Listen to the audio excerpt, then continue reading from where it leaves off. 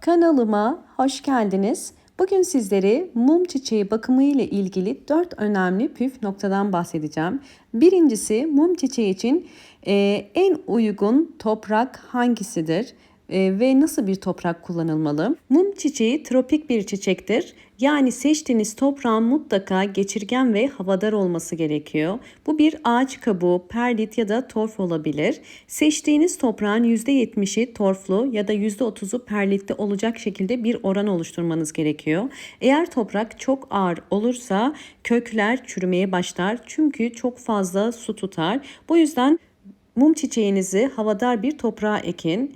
İkinci önemli püf nokta ise mum çiçeğinin çiçek açabilmesi için sulama ve gübre nasıl olması gerekiyor? Hemen sizlere bunun için doğal bir gübre hazırlıyorum. Bugünkü sıvı bitki besini tarifini yumurtadan yapacağım. Bunun için elimde 2 tane yumurta var. Yumurtaları kırıyorum ve içerisindeki yumurta akı ve sarısını çıkaracağım. Kesinlikle yumurta akını ve sarısını kullanmıyoruz. Bunu kullanırsanız eğer çiçeklerinize çok zarar verir.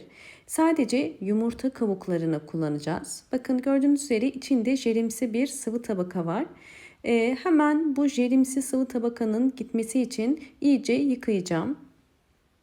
Evet, iyice çeşmede yıkadım ve gördüğünüz üzere artık içerisindeki o jelimsi tabaka yok. Yani içleri temiz. Şimdi yumurtaları ister güneşte isterseniz fırında kurutun. Fakat havalar çok sıcak olduğu için güneşte kurumasını bekleyin. Ben daha önceden bu işlemi uygulamıştım. Bakın bunlar benim güneşte kuruttuğum yumurta kabuklarım. Yeterli kuruduğunu anlamak için bu şekilde elinizle eğer ufaladığınız zaman küçük parçalara ayrılıyorsa kurumuş demektir. Hemen şimdi robotumu hazırladım ve robotun içerisine kuruttuğum yumurta kabuklarını koyuyorum.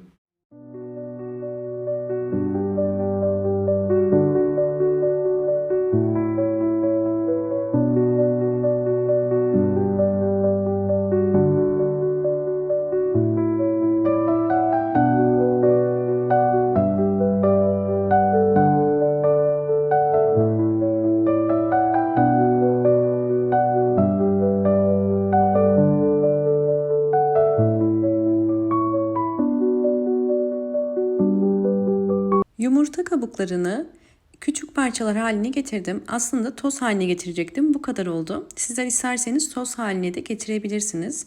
Bu hale getirmemizin nedeni daha hızlı aktifleşebilmesi için. Bildiğiniz üzere yumurta kabuğunda çok yüksek kalsiyum var ve bu kalsiyumun suda daha hızlı aktifleşebilmesi için toz haline getiriyoruz. Evet, şu anda hazır. Şimdi 1 yemek kaşığı yumurta kabuğu tozunu bir kabın içerisine koyuyorum. Üzerine kaynar su koyacağım. Bu işlemi yapmamın nedeni daha hızlı kalsiyumun suya geçmesi. Kaynar suyu ilave ediyorum. Ve 1 litre ölçü olarak daha sonra bunun kapağını kapatıp bunun soğumasını bekleyeceğim. Fakat isterseniz bir gece bekletirseniz çok daha kalsiyum açığa çıkacaktır. Eğer aceleniz yoksa bir gecede bekletebilirsiniz. Şimdi bunu soğuması için bir kenara bırakıp bekleteceğim.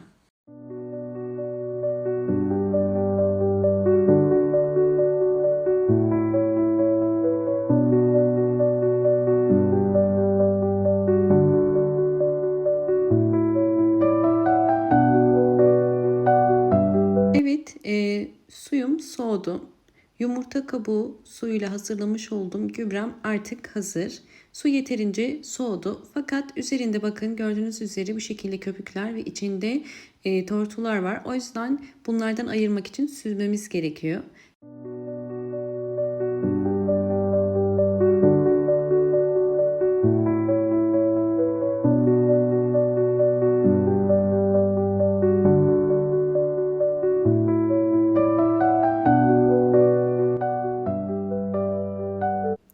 Mum çiçeğine ve salon çiçeklerine bu tarz gübreleri verirken toprağın iyice bunu çekmesi gerekiyor. Bu gübreyi ben ayda bir kere veriyorum. Sizler değişik gübrelere dönüşümlü olarak ayda bir kere verebilirsiniz. Özellikle sulama yaparken salon çiçeklerinin su çekme kapasitesi yüksektir. Bu yüzden toprağın iyice suyu çekebilmesi ve iyice nemli olabilmesi gerekiyor. Şimdi hemen üçüncü püf noktayı gösteriyorum. Bunun için yaprakları temizleyeceğim. Kalsiyum ihtiyacı özellikle çiçeklerde çok fazla hissedilir. Bu yapraklarda yanma şeklinde bazen hastalıklar olabilir. Sizlere tavsiyem bu tarz salon çiçeklerini yapraktan da gübreleyebilirsiniz. Ve yapraktan gübreleme yaparken ya püskürtme ya da benim yaptığım gibi bakın bir pamuğu hazırlamış olduğum bu suyun içerisine batırıp bu şekilde hem yaprakları üstten hem de alttan silmiş olacağım. Böylelikle yapraklar da bol kalsiyum desteği almış olacak. Özellikle mum çiçeğini sulama noktasında hassas olmanız gerekiyor. Mum çiçeğinin toprağı her zaman nemli olması gerekiyor ve iki sulama arasında mutlaka toprağın kurumuş olması gerekiyor. Yani aşırı sulama kök çürümesine sebep olabilir ve mutlaka suyu da üstten verin. Arada bu şekilde yapraktan da gübreleme yaparak hem yapraklarınızın üzerinde biriken tozları, hastalıkları da gidermiş olursunuz. Evet, yapraklara bakın, şu anda çok daha temiz ve bol kalsiyum desteği almış oldu. Sizlerle dördüncü püf noktaya geçmeden önce bu mum çiçeğinin aylar içerisindeki gelişimini de paylaşacağım.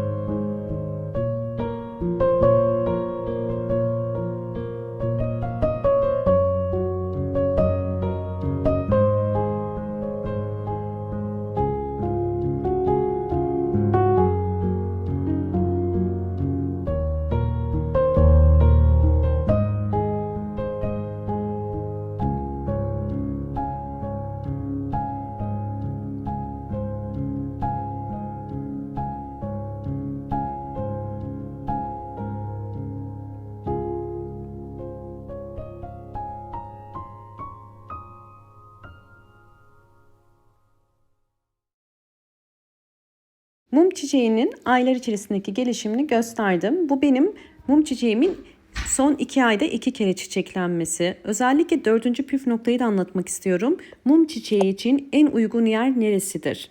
Mum çiçeği konumu çok önemli.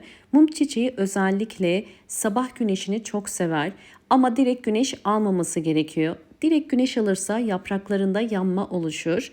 Bu yüzden direkt güneş değil fakat pencereye yakın bol aydınlık olması gerekiyor. Yani mum çiçeği karanlık ve gölge bir yerde kalmaması gerekiyor. Bitkiniz eğer uzun süredir çiçek açmıyorsa bunun bir nedeni de yetersiz ışık almasından kaynaklanır.